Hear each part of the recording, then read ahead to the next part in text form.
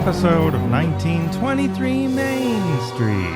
Home of everything to do with Disney travel in style. We are your hosts. I am Mike Braddock. And I'm Amelia Braddock. And today, the Disney World dress code you may not know exists. Yeah, we talk a lot about what to pack, what to wear, in the summer and the winter, keeping cool. But there's another consideration that you must overlay on top of all that. Can you actually wear that outfit to Walt Disney World in the sense of, are you allowed to wear that outfit into Walt Disney World? Yes. There is a written dress code. Unlike probably many of your local theme parks, Disney World is a little bit more specific about what can and cannot be allowed in their parks, as they have the goal of staying family-oriented. It is a very family-oriented business, so they are taking care that you dress according to that standard. And I'll say, actually, that Disneyland has, I believe, the exact same one word for word. So yes. This applies to both Disney World and Disneyland. Not sure about the global parks. We'll take a look at that maybe in the future. But for now, what we're going to talk about today is things you should know.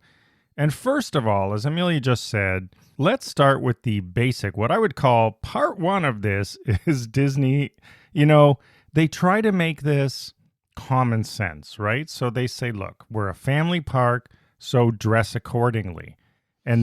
Which doesn't have to mean dress ugly. It just means be aware that there's going to be kids around. There's people of all ages around. It's not just a night out, it's not a teen-oriented park. Whereas your common theme parks, your local theme parks, tend to have a more teen demographic. In terms of outfits, I would say, streetwear. So here's their first general statement to sort of hopefully give you the idea. They want you to self-assess, right? They don't want cast members to have to put the hammer down, because that's how it works. So they say they want common sense. Proper attire, including shoes and shirts, must be worn at all times. The parks are a casual, family-oriented environment. Ensuring that the parks are family-friendly is an important part of the Disney experience. In that spirit, we ask that you use your discretion and common sense. That's how they started. That seems pretty clear to me. Yeah, and I think another thing to note is that Disney, the water parks are separate from the main theme parks. So you want to have a normal clothing outfit that's not for the water parks, not for the pool. That's very specified for land at the Disney parks. And there are also separate, I'm going to put links to these in our blog posts and show notes. There are also separate dress codes for the parties, for the Halloween party and the Christmas party and those sorts of things, where you're a little bit more lenient in terms of costumes, but still there are rules. And we can definitely touch on those a little bit closer to the actual specific parties. So if you're wondering if certain tops or shorts are going to be allowed in a park, ask yourself if you'd consider what you're wearing to be family friendly. That is the lens through which the cast members will look at you as you enter the park. The next part of their dress code, in case you didn't get the first one, gets a little bit more specific, where they actually spell out what is inappropriate attire. And it's not all left up to the discretion of cast members, because there are guidelines, but the cast members are the ones that are going to have to enforce it. And I actually have seen this only once in my life. Really? I don't think I've ever seen it. You were there, but you were younger. It was at Walt Disney World. It was at Magic Kingdom. It was at the front gate, and it was a t-shirt. Whatever was on the t-shirt was not going to be allowed in. And the person put up a bit of a fight, but eventually they lost, right? Just get mom, dad, sister, whoever to just go in and buy you a different t-shirt at that point. So let's give you an idea of specifically what Disney states. Yeah. So first of all, attire that's not appropriate for the parks, as we've mentioned, could result in you're not allowed in, but there are opportunities to change it. It might not be make or break. So for example, costumes and masks, a little bit different during the Halloween parties and things, but generally they're not allowed to be worn by guests that are 14 or older. And then again, certain Star Wars outfits are also an exception, but that depends on specifically what you're doing.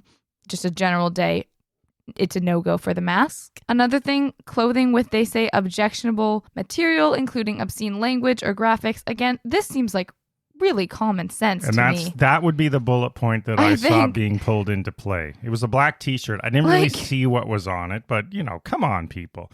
And I've seen some stuff in the parks that should have been caught at Would the you gate. be allowed to wear it to a school? Yeah, If- well, would- it depends on the school. Well, no, all schools have dress codes. All right, what's after objectionable material? Overly torn clothing.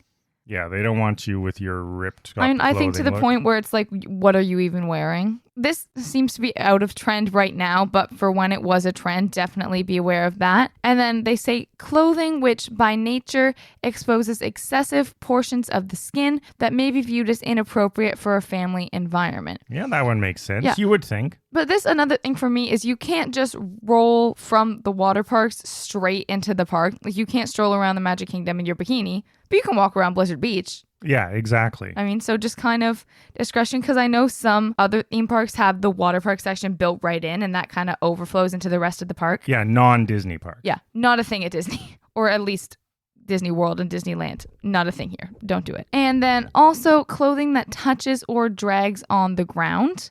This is more of a safety issue, Yeah, I think. it's both, right? They don't like the look of that, like if you had torn jeans a foot later or a long dress. But yeah, I think this one is also safety, but it's also looks ratty, right? It can look ratty. Well, I don't even think it's rattiness. I think it's also the safetyness. If there's strollers, if someone's tripping on the dress, if you're tripping on the dress. There are a couple nice restaurants within the park, so I understand, but maybe just hem the dress up slightly, get a dress that's just hitting at the ankle. There's no real like black tie restaurant within the parks. Save that for Victoria and Albert's. And the next point shows that they've seen it all and they've thought about it all. So they're telling you, don't bother trying this because we're going to call you out on it. And what is that one? Clothing with multiple layers is subject to search upon entry. Yeah, so don't try to put your objectionable shirt underneath another shirt. And that's maybe what happened when I saw it in the park. They're probably not going to make every person with a hoodie take it off. But if you have a history of doing it, don't think, oh, next time I'm just going to do this. Because if you've done it before, they probably know that and they might be watching out for you to do it again. But I think they're just putting that in there to cover their bases. So you can't be like, well, no, it's not. It's under. Just watch out. Disney's not stupid. And then the final point is not actually clothing related, but it's appropriate, I guess. I wouldn't call it attire, but they want you to cover up. Yeah, they want you to watch out for any objectionable tattoos. This is interesting for me because this is a little bit trickier to cover up. You know, in shows a lot, especially in reality shows, you see people with those skin tone band-aids over things. Yeah. I think that's what they're doing. So depending on where it is, it may always be covered up.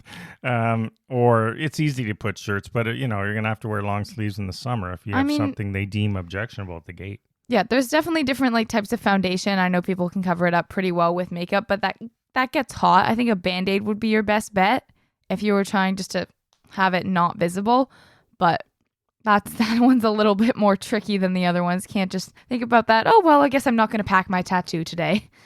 Yeah, so there you have it. Those are what are specifically called out at the Disney World and Disneyland dress codes. This is for the parks and things like that. It's up to the cast members, but they have this as a fail-safe to point out to you if, you're one of, well, hopefully not you, but we've all seen those Disney people who put up a stink or just want to argue. This is what they're going to refer to. On top of that, there are also a whole set of Walt Disney World and Disneyland property rules and guidelines that overlay some of these. They also talk about other things like smoking marijuana is not allowed anywhere, stuff like that. So just be aware of those as well. And as Amelia noted, the water parks have different dress codes, obviously more lenient. You can wear a thong, like basically what you're saying. I've seen thong bathing suits in the water parks. No way you could walk around a theme park with that. I think, or a hotel probably for that matter, unless you're at the pool. Disney tends not to be too strict, and they're not annoying about it, but they're also not going to let something that's extremely unfamily friendly into the parks because it is or the benefit of the kid. You also have to think about what park you're trying to bring it into. Like, they're probably going to be stricter at Magic Kingdom. Yeah, I would say. And also, 95% of guests are Disney appreciative. It's that 5% that you see brawling in the videos and things like that who really are not, they're probably the ones likely to violate rules or just they don't respect the family-oriented nature of the parks, cutting in lines and all those things that we all hate. But I'm just saying Disney's not trying to be like super, super strict. They're not saying don't wear tank tops, don't wear crop tops.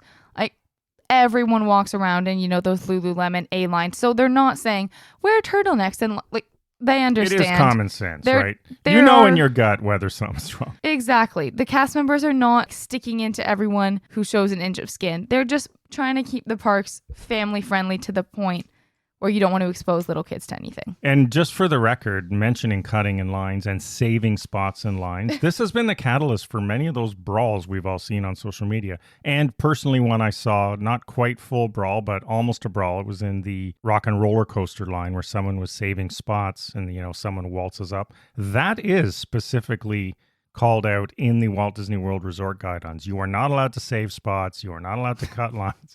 So, how did you get to this?